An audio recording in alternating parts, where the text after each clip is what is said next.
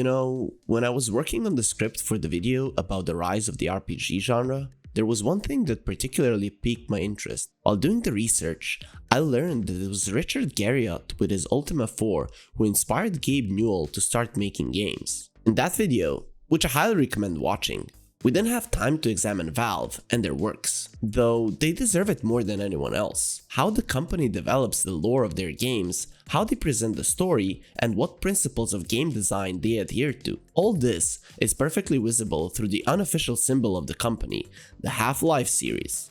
This is precisely what we're gonna talk about today. So, dear ladies and gentlemen, we're starting a video where we'll subject to a detailed examination the phenomena of Half-Life, Half-Life 2 with all its episodes as well as Half-Life Alyx. Get yourself a barrel of tea, because this journey will be long. As usual, we'll start with the first numbered part of the series, an evaluation of its impact on the industry as a whole and on gamers in particular, as well as a solid gush of nostalgia. You're on Dragmatic. Don't forget to subscribe, leave a like, and smash the bell button. Get comfortable as we're about to begin.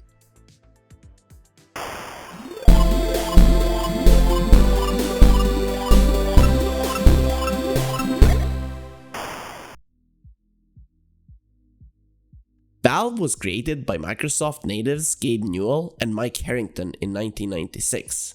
At the same time, something's not right.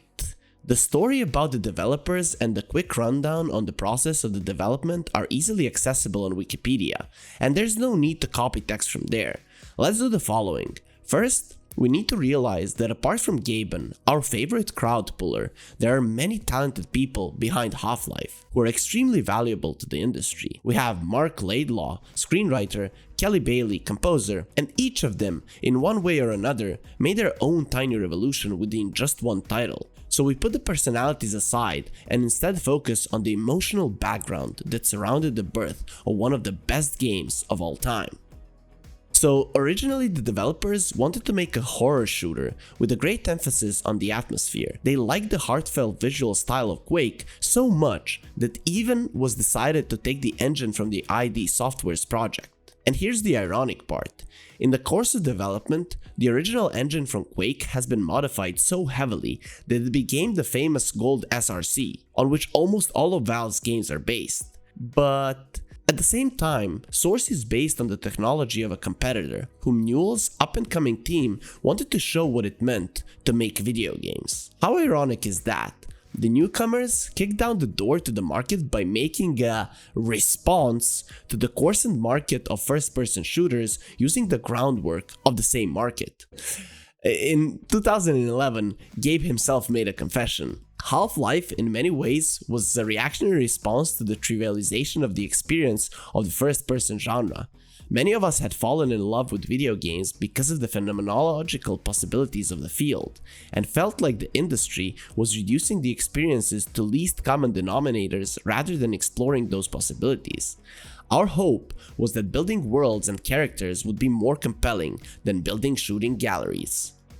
The galleries Gabe is talking about are the main FPS of the time, the creations of ID Software, Doom, Wolfenstein, and Quake. See the level of irony in the situation?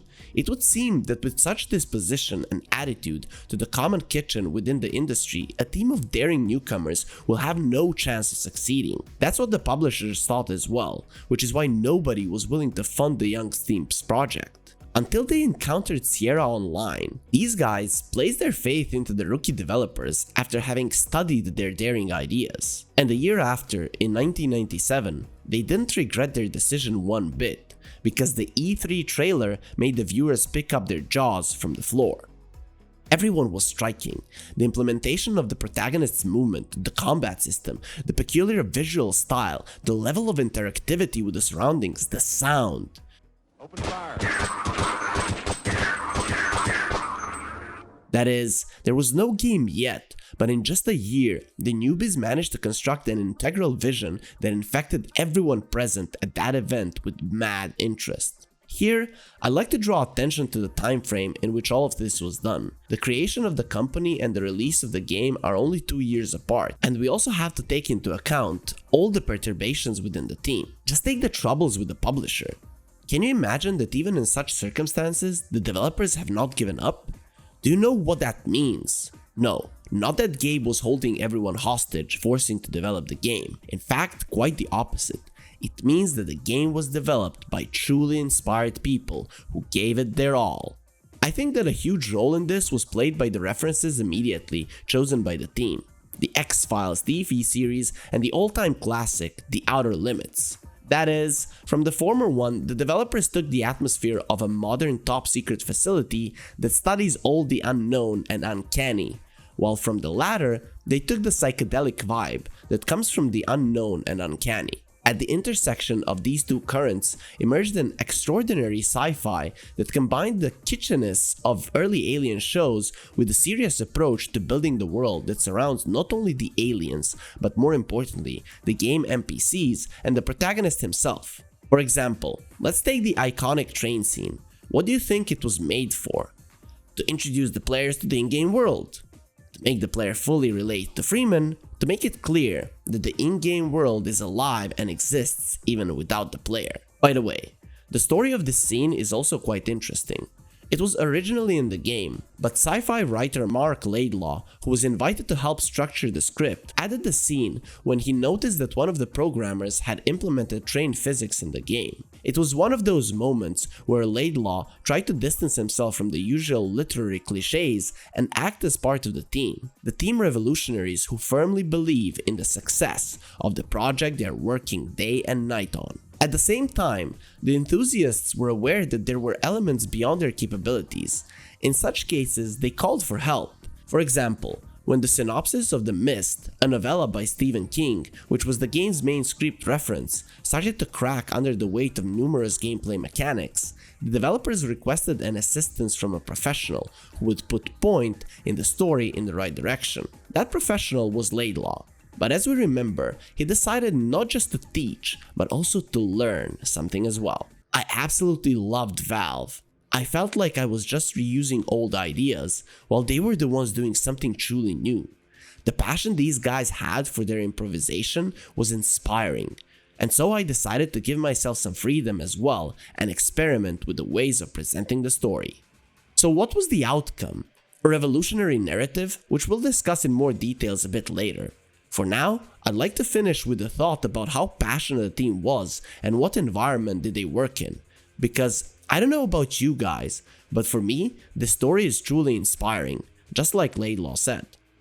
When making Half-Life, the developers seemed to follow the usual path, from the design document to the implementation of the mechanics, from implementation to testing, from testing to the release, and all while not digressing from the main storyline. But it's too boring. Guys, really?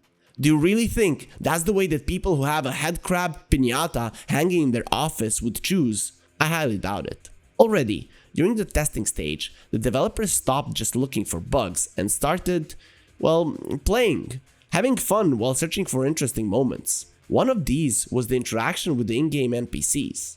The player could ask them to follow him. Subsequently, the developers have partially redesigned the game so that the player could understand that he didn't have to fight alone. More than that, he should definitely try fighting together, as it can save a good chunk of his nervous system. I can confirm that myself. With experiments like this, it is surprising that by E3 1998, Valve had a working demo, which they brought to the event. The impact from the demo was colossal. Now, such things either cease to exist or are extremely rare. Half-Life was getting recognized, it was being played, the developing process was being monitored, the game was anticipated. Very anticipated, in my opinion. This was largely thanks to the rumor mill launched by the demo players. It allowed the game to find an early fan base, become a folk fun of sorts before even getting released, which would greatly affect the nostalgia and the overall positive aura of Half-Life in the future.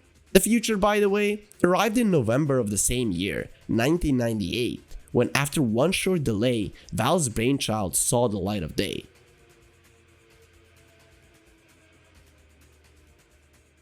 To give a brief answer to the question that headlines the section, the explosion wasn't large, but that is sales-wise. Half-Life sold 400,000 copies in less than 1 year. Not much, but quite good for the time and the title.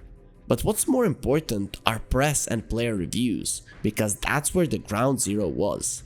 Critics were unanimously praising the game, while players were examining every detail of it, savoring its atmosphere, created by Gabe and his team. Everything was being praised, from the sound design of the protagonist's actions to the design of the bosses. And for good reason, because it was all created through a very special method, impossible for the industry of the time. I can't even put my finger on it. Remember how Laidlaw often used the word experiment? Well, the same goes for method. It was experimental. Good morning and welcome to the Black Mesa Transit System. This automated train is provided for the security and convenience of the Black Mesa Research Facility personnel.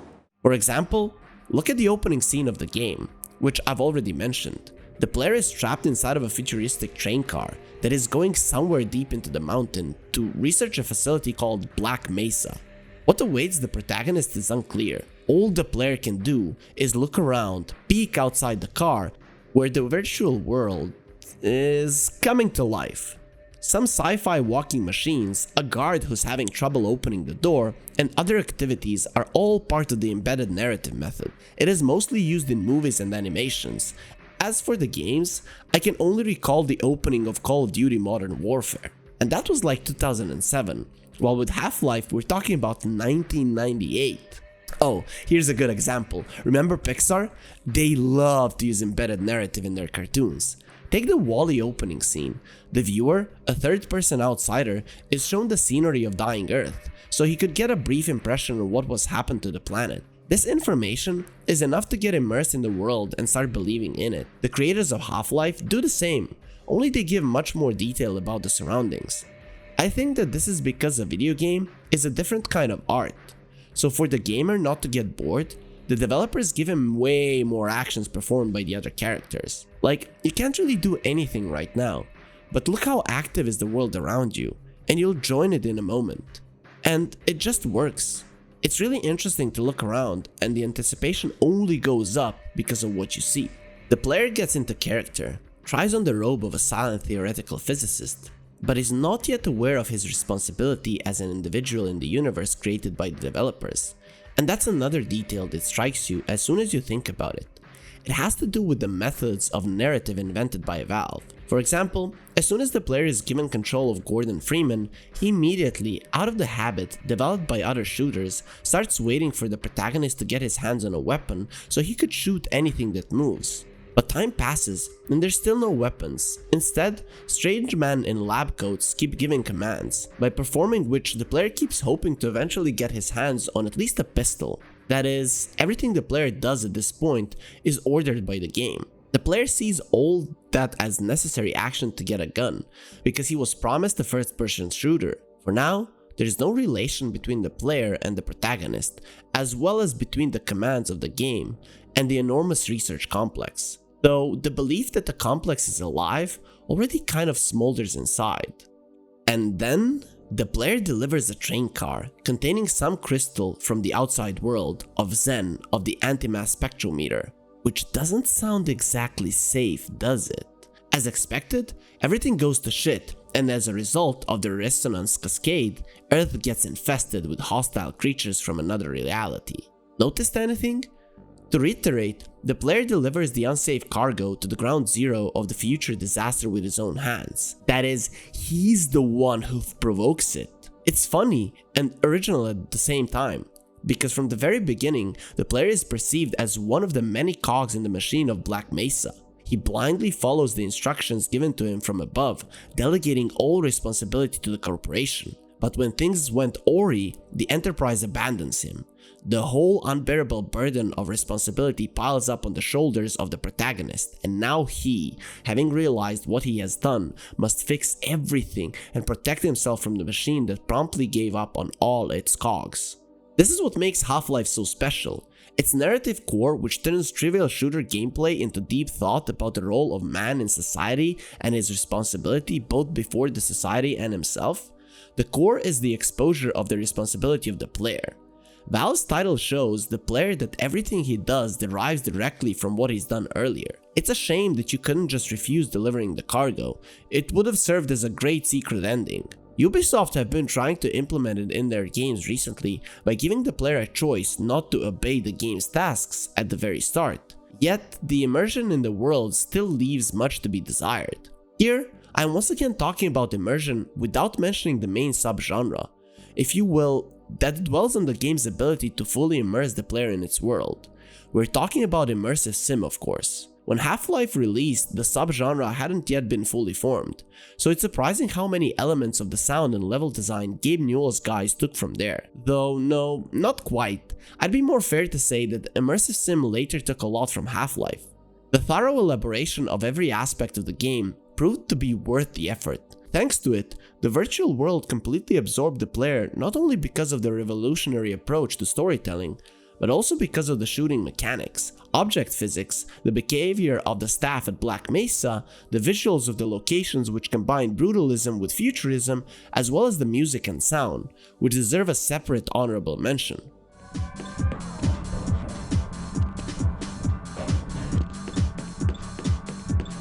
I love the sound design in that game, like firing the pistol first time you get the pistol, especially because it took so long. Just when you were tired of just having the crowbar, they introduced the pistol, and then they slide in shotgun, the revolver, the machine gun at those perfect times. But the sound, when you hear the world, all that things that feel like you are placed in that world. Remember how at the beginning I mentioned that each of the developers made a tiny revolution of their own? Well, as was to be proved, the tunes from Half-Life, the iconic swing of the crowbar, the iconic sound from the suit charging station, and Freeman's disarming voice, all thanks to Kaylee Bailey, whom we've mentioned earlier. The entire game is like that. No matter where you look, you'll find something new and fresh, and there'll always be a person responsible for it. Or a whole team, because it's unlikely that things like AI were being developed by just one person, but still, the video would be way too long if we mention each and every one. Do you see now why I wanted to focus more on individuals? By the way, it's worth saying a couple of words about the AI, because it was rather tricky. For example, have you ever noticed that soldiers never crush you with quantities?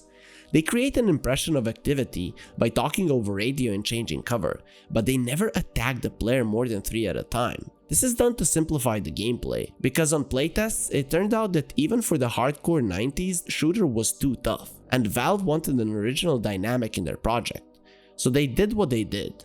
Though it didn't fix the mad difficulty of certain bosses, but the game can hardly be blamed for that. After all, that's what bosses are designed for. They're quite scarce, and each time the game diligently prepares the player for each boss, if you look at the axis of the storyline, resonance cascade, preparation, boss, getting into the Zen world, preparation, boss, you'll see how effectively the game distributes the script, beats, and covers them with gameplay. Of course, I've mentioned the story on a very superficial level, but only so that you could play and find out for yourself. But I conveyed the overall structure, and that's what matters for us, because it shows that Gabe and his team not only focused on how the title is played, but also how its story is conveyed to the player. One can say that this was clear from just the opening scene, but I would disagree, because it requires drastically different levels of effort to make a cool intro and making the whole game fit that intro. Half-Life has a very clear and dynamic pace. Freeman, who at first struggles to take down scientists with headcrabs, at the very end fights a flying overgrown baby capable of crushing entire armies in another world. Progress is evident, and the developers made this progress consistent and continuous by not using cutscenes, which makes the process so immersive that the player never questions if it's not him who's on the screen. It's actually really hard to talk about Half-Life because the game consists of only good sides. It's almost impossible to find negative ones, but almost doesn't mean at all. I personally can think of the Zen dimension, where in the last hour of the game, the developers introduce a new platforming mechanic. This is an example of the so-called peripheral gameplay, and the resorting to it is not a good sign. At the same time, apart from the slightly irritating moment, I can't think of any other downsides, but I'll gladly learn about them from the comments. I'm sure y'all will have at least a few objections. Otherwise, for many years, Half-Life became not only a model for the shooter to emulate, but a precedent in the game industry in general. The level of fine-tuning of all the aspects of the game was astonishing, so any self-respecting game developer tried to be up to that par. What is there else to say? If in 1999, computer gaming world journalist Jeff Green wrote, "It's one of the best games of any year, an instant classic that is miles better than any of its immediate competition, and in its single-player form is the best shooter since the original Doom."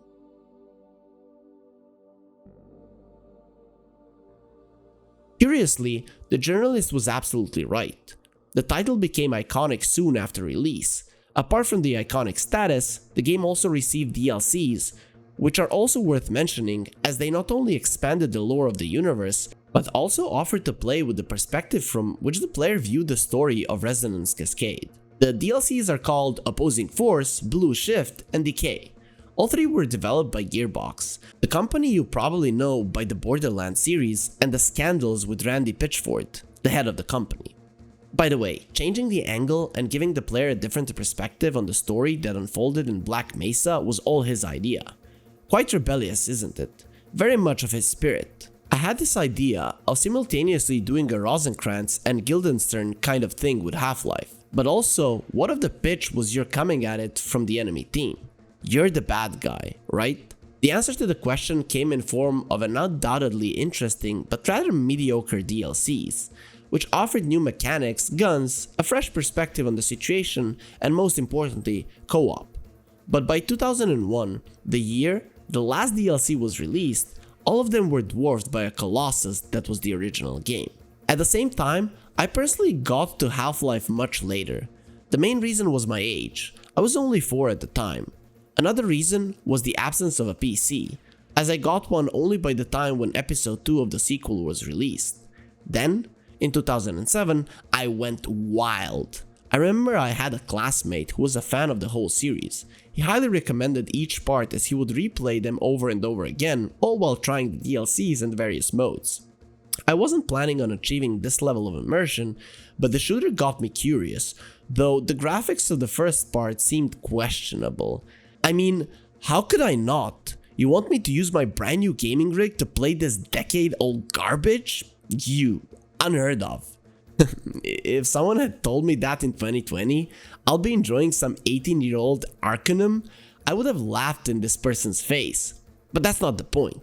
The point is that after taking a deep breath, I finally decided to give it a shot. On top of that, I overheard that it was Half-Life that made Counter-Strike 1.6 possible. That was the final straw. I mean, if the best shooter derived from this game, I was obliged to try it. So I did, and got absolutely blown away. The game mesmerized and terrified. It tempted me with its elaborateness and repulsed with its difficulty. I believed in the world that was on my screen, and it was the only thing that kept me going, beating bosses, supersonic enemies dressed in some black ninja outfits, trying to solve puzzles that were like Newton's binomial theorem to the 10-year-old me. But I kept going. I wasn't giving up, because after each victory, I felt like I was growing within the game's universe. I firmly believed that the physicist whose face was looking at me from the game box was me, because I was thinking for him. I was answering the questions that were addressed to him, and even though no one was hearing the answers, the actions of other characters suggested that I,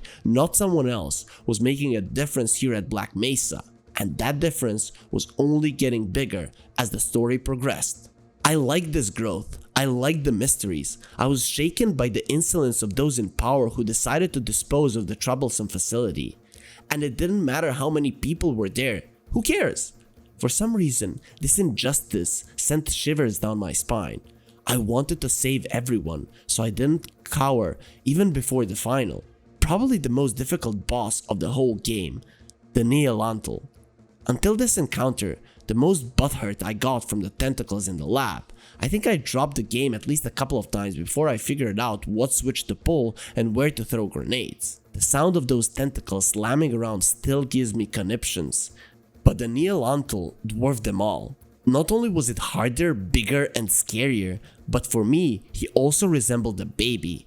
which is why I thought that it was only the first phase, after which the mommy would show up and absolutely send me to Pound Town. But no, this was actually the end, and you simply cannot imagine how happy I was to find that out. Though, at the same time, the ending left more questions than answers.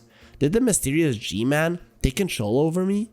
Back then, I hadn't yet watched Twin Peaks, but if I was familiar with this masterpiece by David Lynch, I'm pretty sure I would have decided that the game is somehow connected with the Red Lodge, because I couldn't come up with any other name for the place that Gordon got into. But I wanted to, so I started looking for ways to satiate my informational hunger, so I went to the sequel, which will be a topic for another video. You've proved yourself a decisive man, so I don't expect you'll have any trouble deciding what to do. For now, let's try to answer the main question. What's the secret behind the Half-Life phenomena? Remember, I said the final boss reminded me of a baby.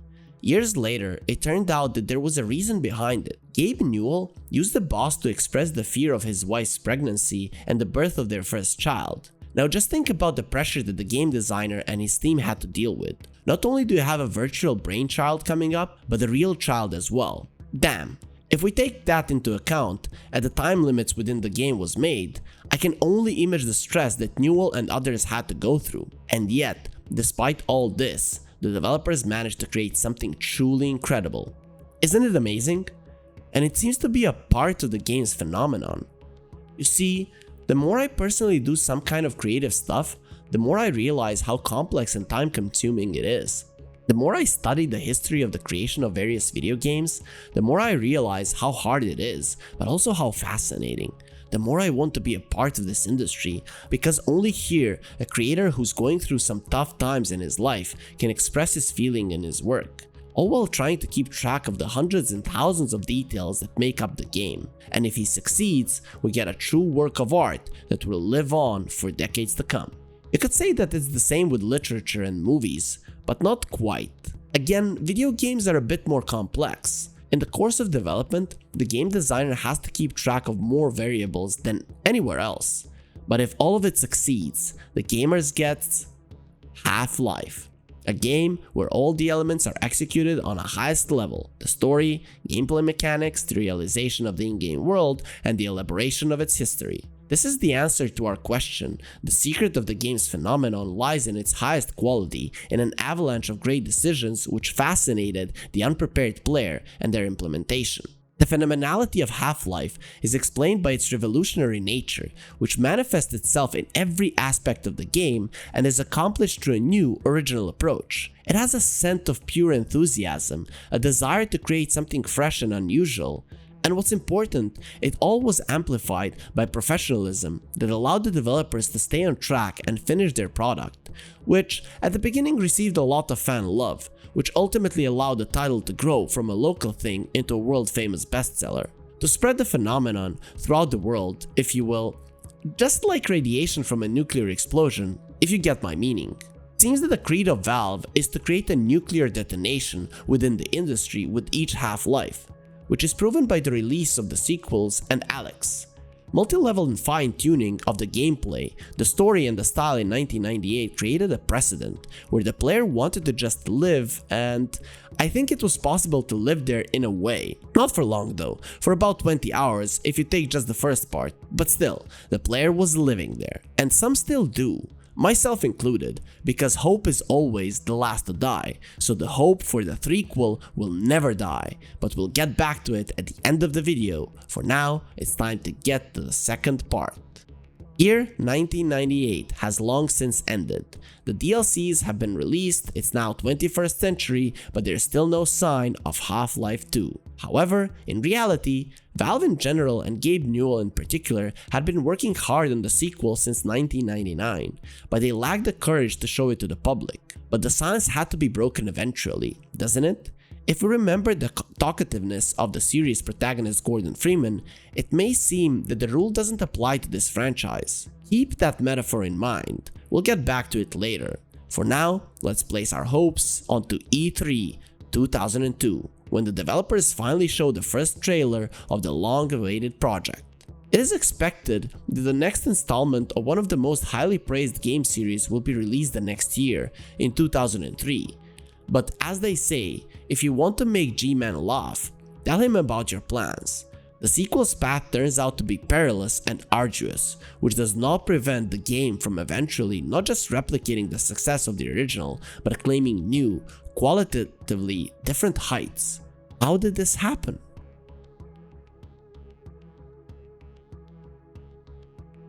Well, let's look back at the E3 2002 one more time.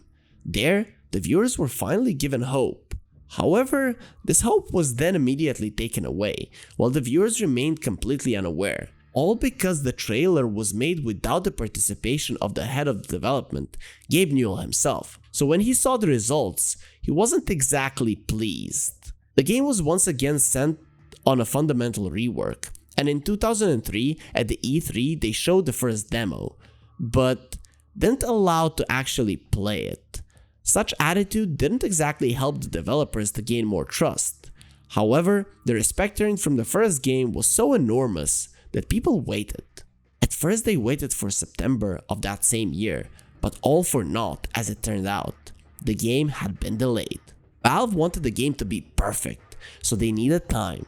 Later it turned out that they needed some more time and a little more. It was around that time when Gabe was asked a direct question about the release date, to which he replied that he didn't like deadlines because he always misses them. Explains a lot, doesn't it? No, but the newest innovations that the developers were working on actually do explain a lot. We're talking about the cutting edge physics, facial animation, and level design. From the top, the original game was memorable because of its level of interactivity between the player and various elements of the in-game world, like smashable windows, falling crates, and obstacles that could be dealt with using the ironic crowbar. The sequel looked at it, cringed, and decided that this kind of kindergarten shit is not for him. The developers implemented another engine, called Havoc, into their main engine, the good old Gold SRC, modified since the first game. What for? To drastically boost the physics. And I'll be damned, the results were simply astonishing for the beginning of the 21st century. Take the water for instance. To this day, it is debated where water is better, in modern titles like Cyberpunk 2077 or in Half-Life. But there was more. Elements of environment were also affected by the engine's capabilities. The player could interact with crates, barrels, bricks, etc. At the playtests, the developers were having lots of fun with that, thus creating new puzzles and situations that they felt obliged to realize in the game. After all, here's what Randy Pitchford said. When Valve stumbled upon a fun thing, their instinct was to try to find a way to give it to the player. Whereas the ID mentality was like afraid if the player would break the integrity of the technology. So do you see the thing about the development of the sequel? Despite the fact that Valve was already a rockstar in the industry, its members remained the same rebels and wild experimenters. Once again, they were determined to show how first-person shooters should be made. But such a desire entailed a huge risk that the guys simply couldn't afford taking. Half-Life 2 wasn't an underdog like the original game. It was an anticipated game that many people had great expectations for. And in order not to let these people down, the company was willing to delay the game as many times as it would take. Now let's look at the title's next distinctive component, the facial animation. According to the original concept, the uprising wasn't supposed to start in City 17, but in the air exchange, a cut location that would have been blamed for the air pollution. Because of the harmful atmosphere, people were originally supposed to move around in gas masks. But then software engineer Ken Birdwell came and deep-throated everyone by showing his works on the facial animation. Because of the incredible level of facial expressions, it was decided to completely rework the storyline. I mean, come on, it'd be a crime not to show stuff like this. But can you imagine what it's like to start all over again when you're halfway through? Hence the delays. By the way, have you noticed how I mentioned more and more individuals that took part in development? In the beginning I said that we won't be focusing on separate people, and yet here we are. There's a reason for that. The philosophy of the company remained the same. Every element bears the mark of its creator, in every aspect has made its own revolution. But, in many ways, the sequel is a continuation of the ideas of the original, That is, there's no point in talking about Kelly Bailey's sound design because it just got better without undergoing any drastic changes. Newell's team is still a stockpot of incredible talents described by Birdwell as well. Valve is the place where you go when your career reaches sunset.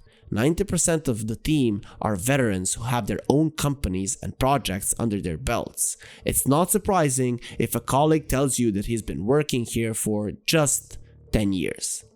Since the elements we're talking are new to the game and to the industry, we'll have to mention another persona in the next segment that is related to level design. His name is Viktor Antonov. Born and raised in Bulgaria, the designer brought a lot from his communist childhood into the game. The exotic combination of the authoritarian brutalism and otherworldly sci-fi modernism created a unique vibe that engulfs you the moment you enter a location. Although, truth be told, the first second of the game are no less memorable, but for different reasons, which we'll get back to a bit later. Not to say that before Half-Life had any problems with recognition before Antonov, but under his guidance, the game left behind the semi-fantasy secret labs while retaining its original style, which, by the way, was inspired by the Soviet buildings in Sofia, the developer's hometown and the famous Russian city of St. Petersburg. In the course of development, it was especially important for the level designer to recreate the looks and the vibes of a Soviet city while adding a high amount of futuristic structures that sprawl like tentacles, consuming more and more living space every day.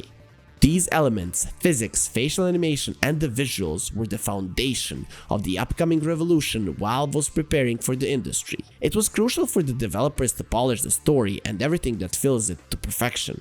Lowering the bar was not an option. So a week before the game's release in late September 2003, it gets delayed.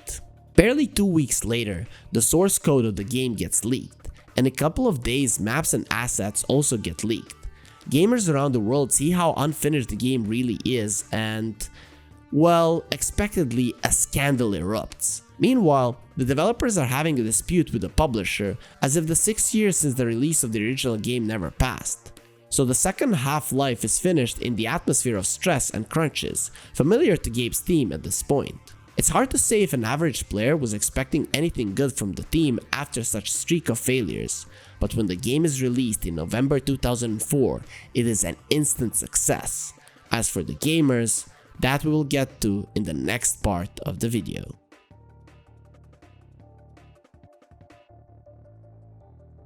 Let's start this section with a quote. The beginning of Half-Life 2 is an incredible sequence of world building. When you repeat the train, but when you get off, it's a very different experience. It's very Orwellian, right? The military state oppressing all these other people. Remembering my first impressions of the game, it's hard for me to disagree with the creator of God of War 2018. Orwell's famous dystopia is the first thing that comes to mind when you see Big Brother, Breen, on the TV screen telling you how everything is great and will soon be even greater. Meanwhile, under the TV panels, people in identical jumpsuits give throw-scared looks at law enforcers who were put in charge by the Combine, an invader race that has enslaved humanity. As the player later learns from the environment and the stories told by survivors, Earth did not resist for long. Humanity surrendered after only 7 hours. This massacre even got called the 7-Hour War, though war seems to be a little bit of an overstatement here.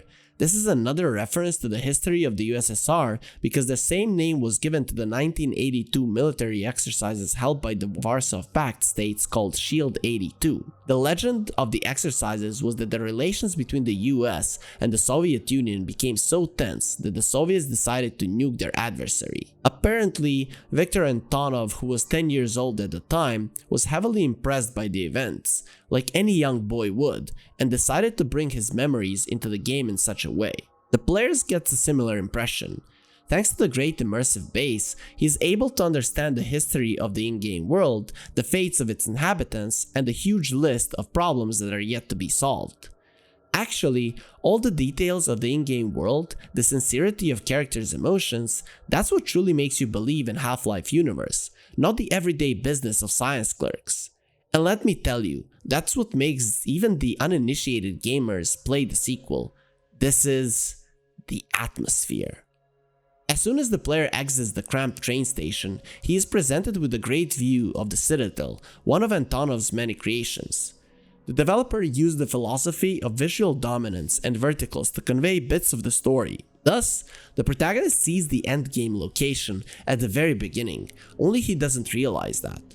All he realizes is that he wants to get there, to the Citadel, and the path towards it lies through the other smaller dominants, the Root Canal, the grim village of Ravenholm, full of infected, and of course, the Nova Prospect jail. By the way, the jail acts as a replacement to the air exchange, and rightfully so. You know why? Because have a look at the concept arts of the exchange's industrial tower. Don't you think that such a powerful dominant would comprise the impression from the Citadel? I do. So for me, the industrial chimneys of Nova Prospect look way more logical from narrative point of view. Speaking of the narrative, seeing how smooth the plot is and how masterfully all the story bits are allocated, it's hard to imagine that the game was created in an atmosphere of problems and scandals, just like the first part. We also have to say that the second Half-Life is called revolutionary not just because of its physics in the story, but because of how they're combined. One way to justify the gameplay mechanics is to build your story around them. However, in this scenario, the story itself starts limping. So the guys from Valve have successfully solved this problem by using magic, making a pact with the devil or whatever, and built an incredibly compelling story around the mechanics that you want to see in the game. The reason for this is a special method of script development, coupled with the analysis of the game mechanics, which is called Cabal. Actually, the method had been used in the creation of the first game, but they decided not to mention it because it didn't perform exactly well. I mean, we all remember the Zen final level, but in the sequel, to be honest, I'm just as speechless now as I was when I was 16. The story touches on all the main events of the universe, while gradually letting you test each weapon.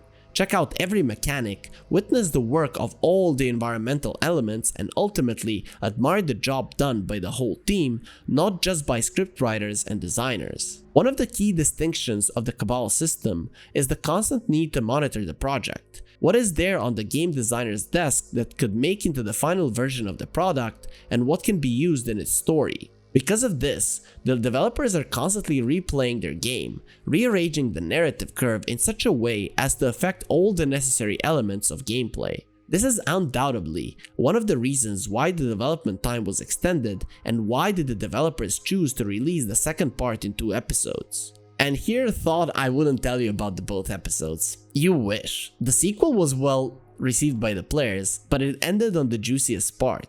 And the lack of closure was like a crime. Time, Dr. Freeman? So Valve released a continuation in 2006. It was a small follow-up to the finale, a kind of vortex, through which the player entered a new, even more global story. The second episode, in its turn, was the premise for its promising story that in reality was cut off on the dramatical cusp of the whole series. It is the episode that was released in late 2007, and this one I wanted to play before all else. What? It was a fresh release? I just got a new PC, how could I miss it? Good thing I was taught how to start playing Half-Life, because Gabe confused the hell out of me with all these episodes. By the way, the game designer himself admitted to the mistake only when the company essentially stopped making video games. But 10 years ago, when asked if he considered realizing Half-Life 2 sequels in an episodic form was a mistake, he replied, "Not yet." Many thought that after his opinion changed, the third part was now within reach, but a game designer works in mysterious ways. At the same time, looking at the size of the sequel, it seemed to me that I know the reason to why the developers divided it into this many parts. To make such a large project in a single sitting, in compliance with all the company's rules and policies, seemed impossible. In the course of 6 years of development, the devs realized this and decided to resort to a trick by giving the player at least something and then adding other elements of the puzzle. And you know what? I think that was the right thing to do. All the more that in the end, each episode had its own unique ideology. Thus, if the original sequel prepared the ground, acquainted the player with the in-game world, once again gave him a chance to spend some time in the Gordon Freeman's shoes, surprised with its physics, design, and animation, then the first episode broke the bleak environment to life. Plus, the first trailers even gave the impression that the gamer would have to play as Alex and take a look at the story from her perspective.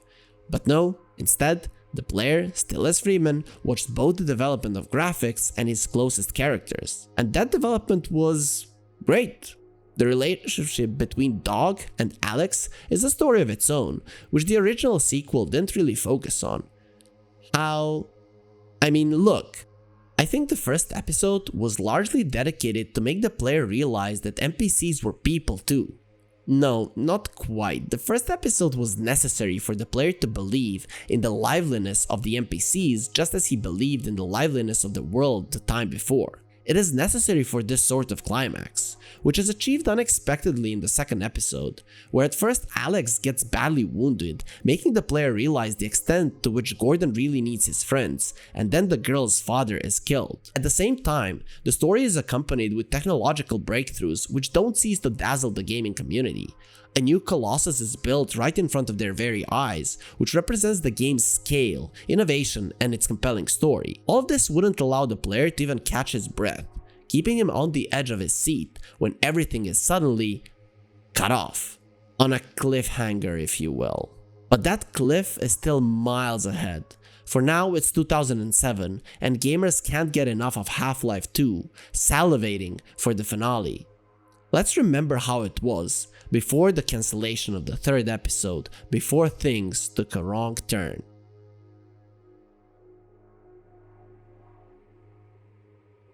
You know, a lot has been said about Half-Life 2, how it was created and what game design tricks the developers resorted to in order to bring the project to perfection. The internet is full of the videos that tell you about the Cabal technique and other distinctions of Half-Life's sequel. The documentary by the guys from NoClip offers you everything you can possibly be looking for, from the genuine emotions of the developers to the rules of working with lighting, which Valve has developed while making the sequel. So how does one make himself stand out in this informational tornado?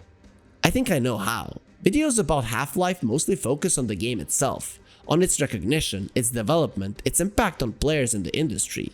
The game is like that crystal from the first part, which sparked the resonance. But what if we put the player as the central figure? What if we focus on myself instead? It was a good idea to focus on personal impressions. That's why we didn't examine the plot moments, the evolution of all the gameplay elements. Instead, we focused on the details that instantly catch the player's eye. So now, let me tell you how I personally was perceiving the game's story. But I don't want to rambling alone, so please share your stories about how you've become acquainted with Half-Life 2 down in the comments.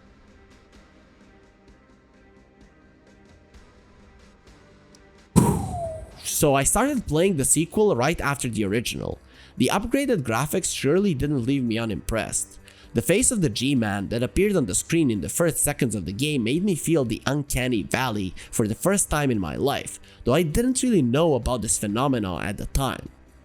I was just uncomfortable, extremely uncomfortable watching some green or blue-eyed man staring into my very souls, awakening me from... or not me. Here I must digress a bit, because I think that the purpose of the opening scene is for the player to instantly identify himself with the protagonist, because direct eye contact and verbal addresses to the player drastically narrows the gap between the game and reality. I was hypnotized by the G-Man, trying to understand what he wanted from me.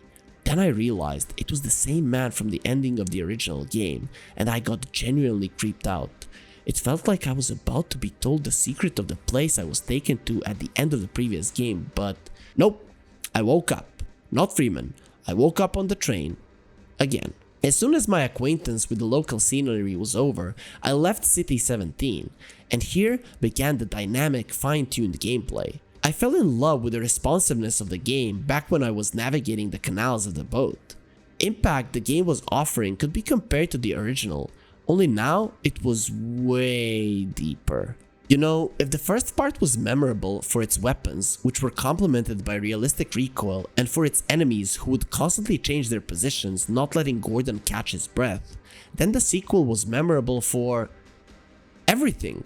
Each element that the player interacts with only has its own voice, but also size and weight that you can feel.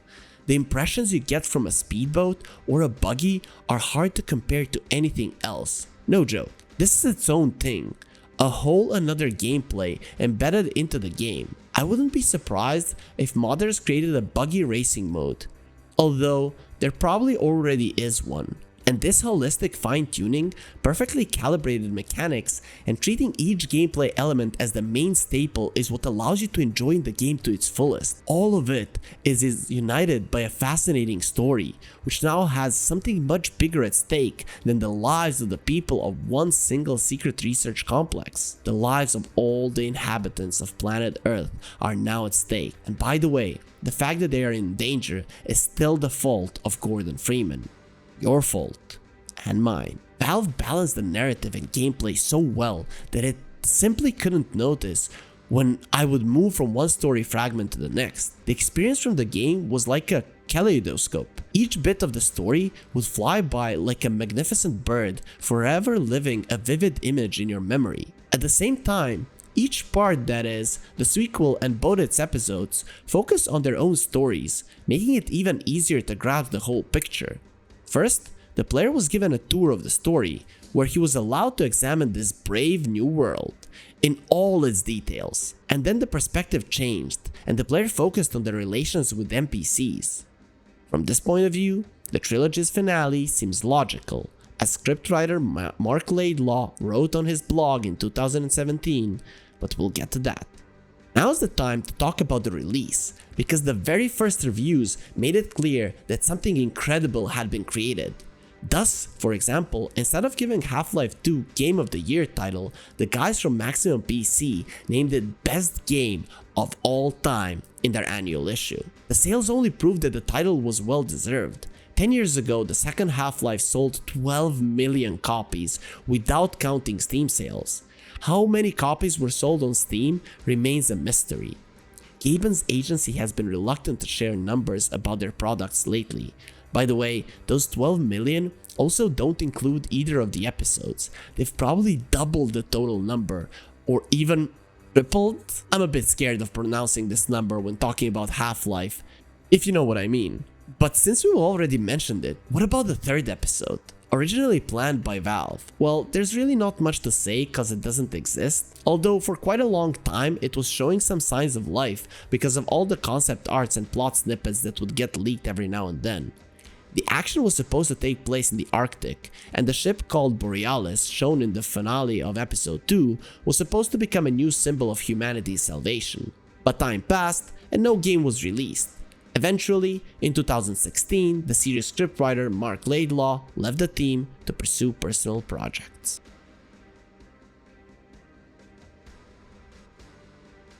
That's all, folks. Fans are devastated, convinced that the spirit of the original is lost for good.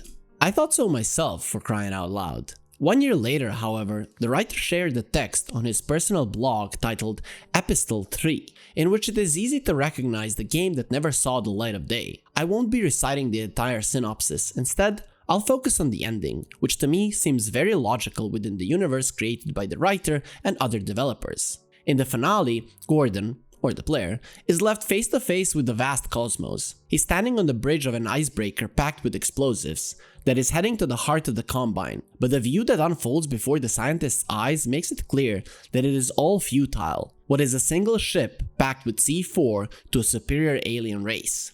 Nothing. But for humanity, it is the only hope. So important, yet so insignificant. Reading the last lines of Epistle, I realized how this kind of ending, full of fatal determinism, fits the spirit of the whole series in general, and the trilogy of episodes in particular, where the devs decided to better acquaint the player with the characters. They first made us fall in love with them only to treacherously take them away later. The third episode would conclude all this, bringing us to an incredibly sad but only true ending. But the script never took an actual form. And besides, there are great doubts that Valve will ever realize any script that would bear the proud name of Half-Life 3. The more years go by, the less faith is left, but the 2020's Alex dropped a broad hint that there may still be hope. We'll get to it shortly. In the meantime, let's find out why so many gamers on God's green earth still hope to see the desired third part even 15 years later. The point is that the sequel is not an imminent phenomenon, that it is a phenomenon, but not its own thing. It is a continuation of the wave created by the original. The game still plunges the player into an incredibly interactive world, but instead of 4 walls, it immediately gives him freedom, while managing not to lose the spirit of the iconic series. It's still the same Half-Life, but better, bigger, prettier, more interesting. It is still extremely fine-tuned in every aspect and polished to perfection, leaving the player no chance to think that it could have been better. No, it couldn't have. The second Half-Life is pure perfection in every way except its segmented structure of presenting one single story. The phenomenon of this game rests on the comprehensive development of the ideas of the original, as well as on the introduction of new narrative elements that allow you to more clearly relate the virtual world to the real one. This makes the immersion even more powerful, so much in fact that many players, like yours truly, are still waiting for Gabe to drop the cherished announcement of the threequel. Half-Life 2 is a world of its own that lives outside the minds of the developers. It is so well connected to the first part that when looking at the original through the prism of the sequel, it seems that it was just as close to reality. You forget about your impressions of the Zen world, as well as of the alien race's kitschy style. It all comes together in a larger picture of great gameplay, fascinating story, and wonderful atmosphere. That's the secret behind the phenomena of the sequel and the episode. It lies in the development of the ideas of the original, in the improvements in the creation of monolithic images of the series. It's as if without it, the industry we know today wouldn't exist. And you know what? That's actually damn true. And I don't mean just the positive sides. I also mean the general balance of power on today's market. Yes, Steam. I know where you came from. But I digress. That's a topic for another video. For now, let's move on to Half-Life Alyx, a polestar of hope that emerged on the sky of gaming almost 4 years ago and hasn't gone out to this day. Why so? Because the Alyx prequel is something unexpectedly new in every sense. It appeared when all hopes were on their last legs, just like Valve's latest game, Artifact. The game was dying, and so was the faith in the company, when suddenly, an announcement about the Half-Life universe.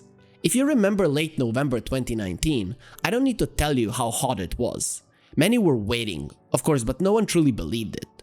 However, after the announcement, a trailer was released, and people couldn't believe their eyes, I mean ears. After many years of silence, Half-Life suddenly started talking, literally. Not exactly a direct continuation of the iconic series, but a continuation nonetheless. Had been waiting for ages to finally be released, which didn't make the release any less epic. It seems that Half-Life Alyx is not a manifesto against the entire industry like Valve used to make, but rather a manifesto against new Valve themselves, who are no longer who they used to be. But how did this happen? Okay, from the top. What is the new Half-Life? How was it made, and what was the result? How is the Valve's new approach to the story related to the Renaissance literary treatises?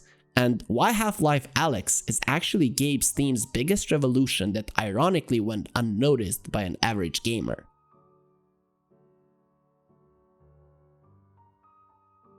Since the release of the second episode of the sequel, there have always been rumors about the threequel.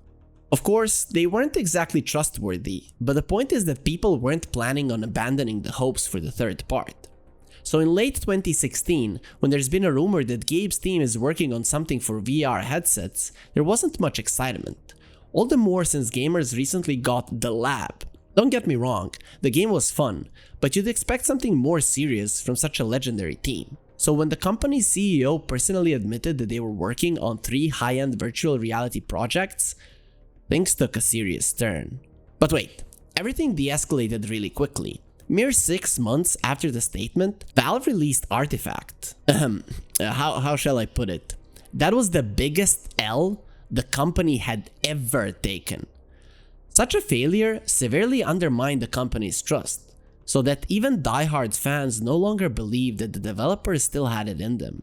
Perhaps there was only one person who did, and no, it wasn't Gabe, it was Geoff Keighley. See, here's the ironic part.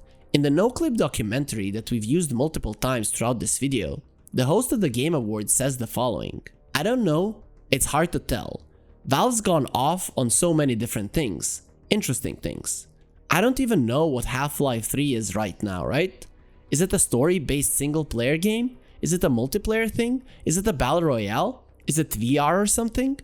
You know, Keighley, you know all too well, just as you knew in 2018 when the documentary was made.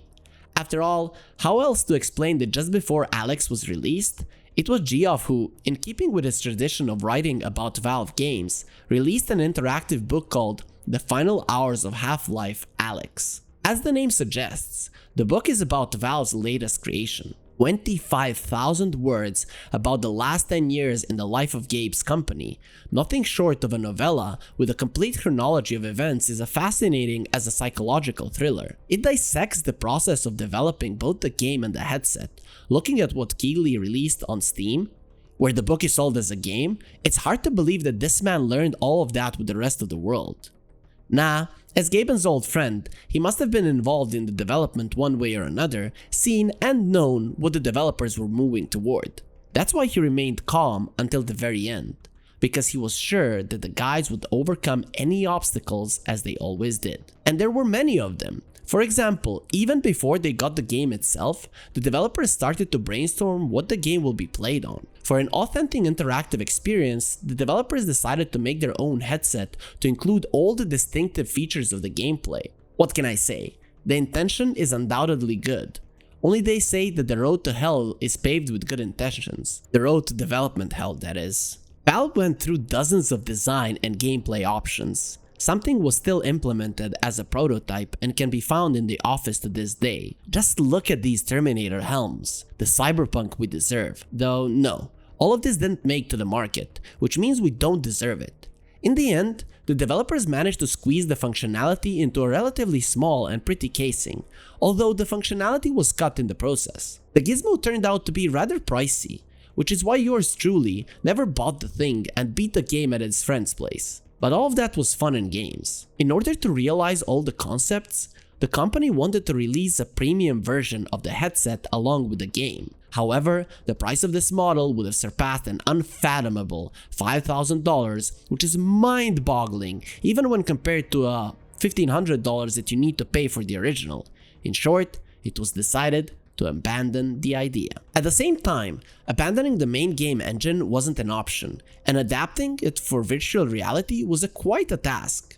Before Alyx, the only big Source 2 game was Dota 2.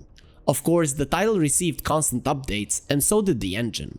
But it took much longer than planned to adapt it to VR. Here's what Valve's lead programmer Robin Walker says about that. There were multiple things that people worked on that at the time, though of themselves as the next piece of Half-Life. One of the problems that they all ran into is, at its core, Half-Life has always been an IP where I think we were interested in solving some interesting collisions of technology and art that had reared itself. See, difficulties and collisions are the foundation of Valve's work. If there is no external pressure, the company will begin to stagnate. But this task turned out to be a challenge even for Gabe's guys. When they solved it by successfully adapting the engine to the VR headset, they were already halfway there. The rest is small fry. Get photos of Sofia, made by Antonov almost 2 decades ago, transfer models from the sequel to prequel, write the story for it, and make a new game. Huh, big deal. However, as it turned out, it really was a big deal. If everything went smoothly with the photos, transferring models from the previous game took a lot of work. Turned out, they didn't look quite right in the world with a new understanding of the volume of surrounding objects. A similar problem, by the way, affected the previously mentioned Antonov's design. Simply leaving everything the way it was before wasn't an option. VR implied new ways of moving, with direct participation of the player, who has to bend, squat, and do everything else by himself. Here arises the issue of height. If the player isn't exactly tall, then he'll have a perspective, well, from a point not so far off the ground. Not only did this detail affect the direction of the cutscenes, but also contradicted the lore of the universe. Imagine how a gamer 2 meters tall would see his quasi-father Eli, and we all know how does the scientist's daughter look next to him, so the devs had to resort to some tricks. One of them being a complete overhaul of the walking mechanics. To preserve the inherent dynamics of the series, the developers made 3 types of movements.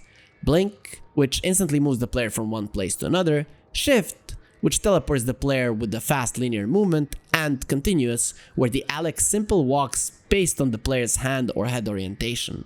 but does so very slowly. The speed here is justified by the purpose for which the type of locomotion was included in the game. When the gamer wants to admire the surroundings, he would switch to this meditative type of walking and lay back, drinking it all in, or just give his vestibular apparatus a rest.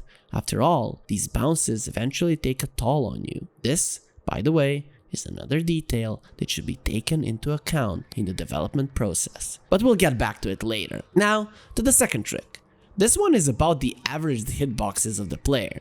The developers have put the minimum and maximum point for in the game perspective, thereby making it easier for themselves when it comes both to cutscenes and the overall location design.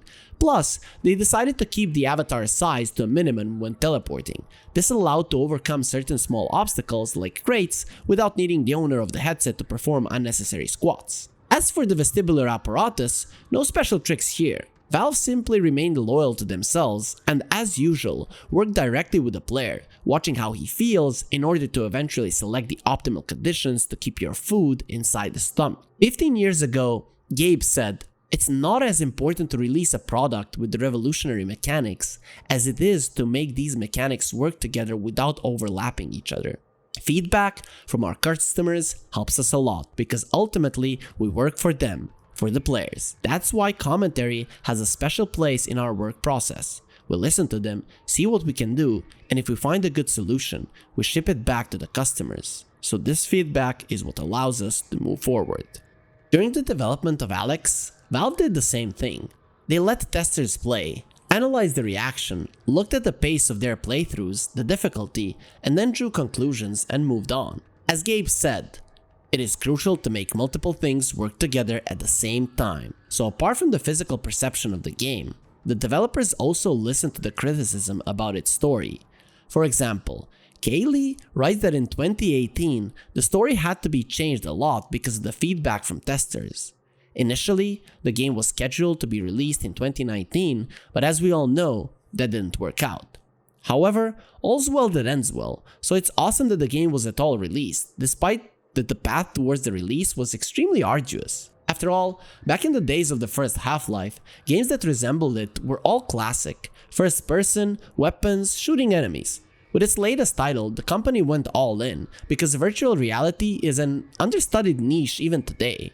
In many ways, Valve took on the responsibility to become the ambassador of the newfound movement in the industry.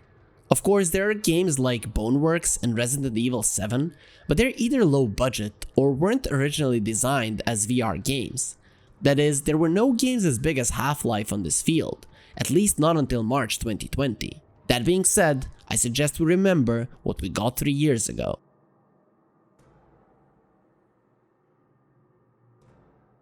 From the very beginning, the even distribution of the game among gamers had been an issue.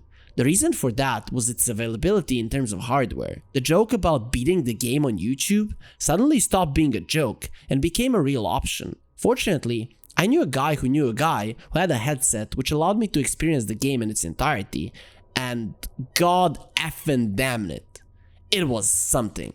And now you're probably thinking, this is the third time I've heard, "Oh, that was something," when it comes to Half-Life. Enough, okay, I get it. You see, this particular "that was something" is light years different from all the others. If the first two parts can be compared with one another, Alex is simply out of their league. It is truly something in every sense. The latest Half-Life offers a grand gameplay experience wrapped into a small local story, which still acts as an obligatory addition to the main story of the series. Each aspect of this Half-Life is executed in a completely new way, while still being loyal to Valve's only game design rule: everything is polished to perfection. Well, okay, maybe with a few exceptions. Anyway, let's have a look at how Alex greets the player. The first thing that it suggests him to do is explore the surroundings. If previously it took a lengthy contemplation of the work of a secret lab or a dialogue with direct eye contact for the player to start identifying with the protagonist, now all this is no longer needed. The identification happens instantly thanks to that technology used to convey the narrative. That's why I think that if they make a PC port, it won't be the same in terms of perception. It's a whole new level of immersion, which requires its own artistic solutions. The series' immersiveness is taken to a whole new level in the introduction alone. From virtual reality technology also comes increased emergence, which the developers tell you about right away. Here's a marker, here's glass, here are bottles on the balcony, and here's a cat resting on the floor below. Everything can be grabbed, everything can be touched, and everything can be interacted with. Your mind immediately suggests hundreds of options to use the environment in combat or stealth. A rock can be used both to distract the enemy or give it a concussion. You can move stuff to get yourself a better cover or open the door of a nearby car to create a shield. Of course, later on the game will moderate the player's demands a bit, but let's not get ahead of ourselves. Still, the level of immersion, the physical implementation of it is astounding. To be honest, I don't even know what to call it, because it's not immersive sim anymore. It's something much way more immersive. After the first couple of minutes in the game, you forget that the outside world exists. The only thing that occasionally reminds you is if the in-game spatial grid, which prevents you from smashing all the furniture in your living room, and the dizziness that comes after about an hour and a half of play. At least that's how long it took me to start feeling a bit lightheaded. Which is why I had to take a break every now and then when hitting on Alex. I mean, she's a nice girl, right? From a good family, father's a respectable scientist. By the way, an old acquaintance of yours, Eli Vance, about whom we learn some pretty unexpected facts. For one, that he could have died long before episode 2, and while we're at it, let's take a look at the game's story, shall we? As mentioned earlier, it was made much shorter. This allowed not only to easily squeeze it between the first and the second half-lives, but also to give it some new traits, unusual for the series' main storyline. For example, have you ever noticed how the overall tone of the franchise is? Well, serious. Aside from some gags at Black Mesa, overall the narrative is sustained in grayish, if not grim colors.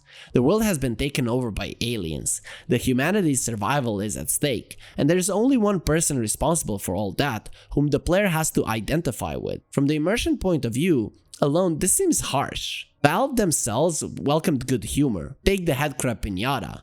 Many developers in the company love to add a grain of tongue-in-cheekness to the project. They are professionals. And professionals have their own standards, even in such matters.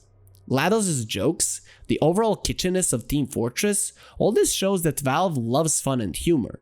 Their greatest joke, the release of Artifact, was so hilarious that... Oh wait, that wasn't a joke. Anyway, never mind. My point is that when it comes to humor, it is all about the quantity. That's why it's so pleasant to see that in the new Half-Life, all polymers are intact and the story masterfully combines jokes, the protagonist's talkativeness, and the overall vibe of the in-game universe. Alex, up here! You're gonna need a gun! Don't worry, it's unloaded. It's unloaded now!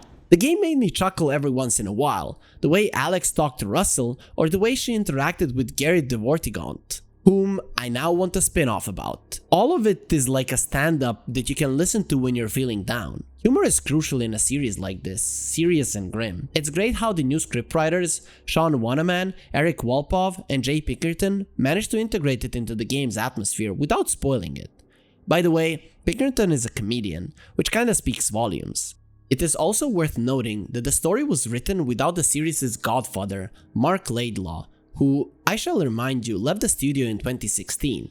He wasn't that generous in terms of humor, which is not a bad thing, don't get me wrong, it's just the way it was. But why am I paying so much attention to this? You see, in the late 17th century, French literary scholar and classicist critic Nicolas Bouliot wrote that there are only 3 genres that truly represent art in poetics: epic, tragedy, and comedy. And while the first one earned its recognition because of its historical context and Christian philosophy, tragedy and comedy stood out for their complexity and multi-structure. For example, previously, when talking about the supposed finale of the threequel, I pointed out how hopeless has Mark made it. At the same time, this finale offered a sense of catharsis because it was truly the end, cutting the story off at its peak. There's no way back nor forward. End of story.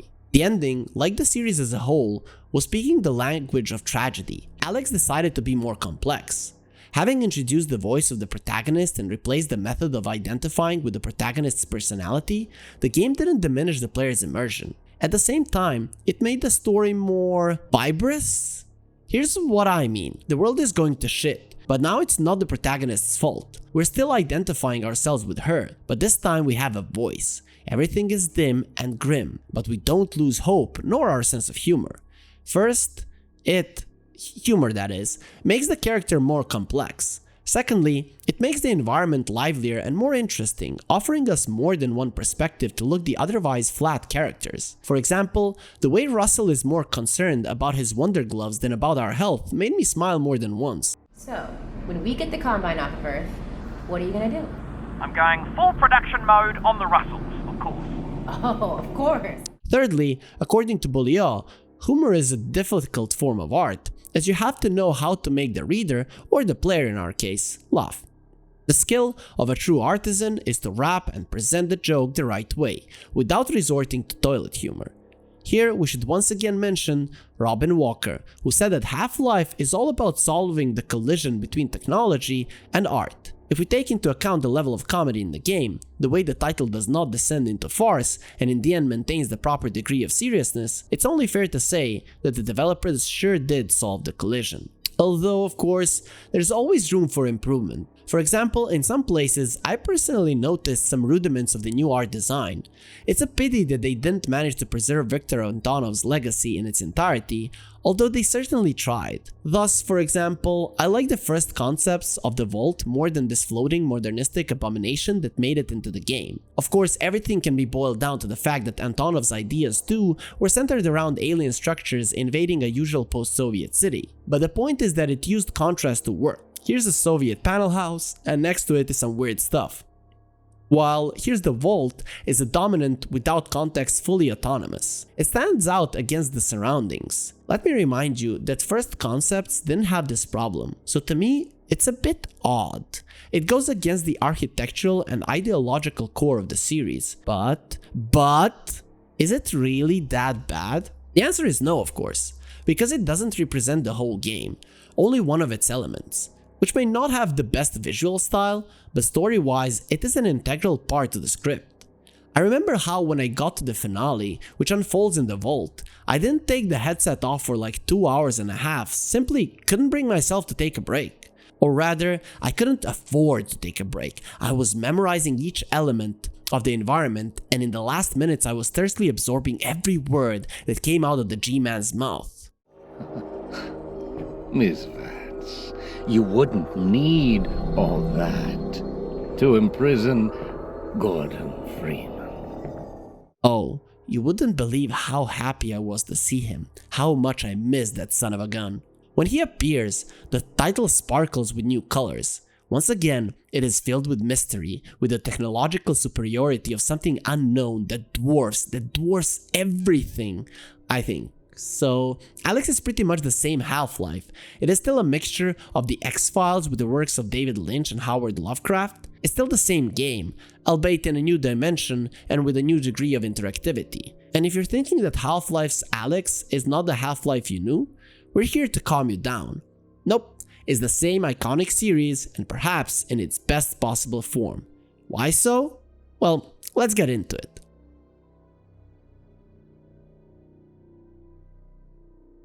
Sometimes I think Valve is like another Nintendo, only with greater ambitions. The thing is, when the whole big budget industry is evolving in more or less the same direction, making either single player blockbusters, which is uncommon, or battle royales and free-to-plays, which is not uncommon, Valve decides to go off the beaten path and venture somewhere else. Apparently, trying to hop on the hype train with the collectible card games called Artifact wasn't exactly a great success. So they called it quits and reverted back to what they do best, experimenting with things that hardly any publisher would invest into: virtual reality. My thoughts about Valve's special path is backed up by Steam Deck, a device designed to revolutionize not only the portable console market, but the hardware market in general. By making this kind of gamers, Gabe essentially challenges all the industry's titans, which is brave to say the least.